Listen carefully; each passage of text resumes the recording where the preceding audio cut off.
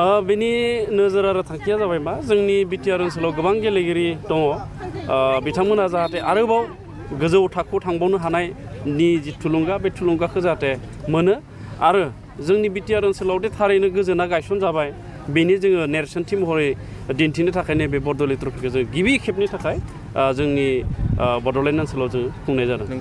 दासिम दाखालि बावै जोङो सावरायनानै थांखि लादों जोंनि बिटिसिआव बर्तमान थानाय मोन 40 समस्तियाव मोनसे जोङो मिनि स्टेडियाम जोङो गायसनगोन आरो बेनिफ्राय इसिआव जोङो थांखि लाबाय जे साब डिभिजन लेभेलाव जोंनि अफिसखौ जोङो गायसनगोन स्पर्ट्सनि साब डिभिजनेल स्पर्ट्स अफिसारनि आरो दायो जोंहा फिजिकेल इन्सट्राक्टरनि मोन 40 मासिनि थाखाय आरो कचारनि थाखाय 15 मासिनि थाखाय आरो एसडिएसअनि थाखाय 3 मासिनि थाखाय अपेन रिक्रुइटमेन्ट रेलि जागासिनो दङ। बिनि रिक्रुइटमेन्टआ जोबनाय लोगो लोगो जोंनि गामि ओनसोलाव जोंनि साब डिभिजन लेभेलाव जोङो अफिसारफोरखौ दैथायनानै जोंनि गामि ओनसोलनि गेलेगिरिफ्रा जाहाथे थुलुंगा आरो खाबु मोनो बिनि थाखाय जों खामानि मावनो थाखाय साखाफारा जादों।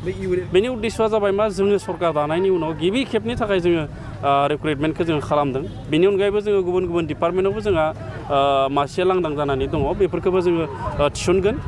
जोंहा इउथ एन्ड स्पर्ट्स वेलफेयार डिपार्टमेन्टनि जि मासि बियो लांदां जानायनि जि प्रसेस बा साख्रि थिसननायनि जि प्रसेस बियो आवगाय जाग्रोनायखाय जोङो बेखौ थिसनग्रोदों। बेनि अनगायैबो जोंथ' जोबोद बिथांखौ साबायखर जासिदों।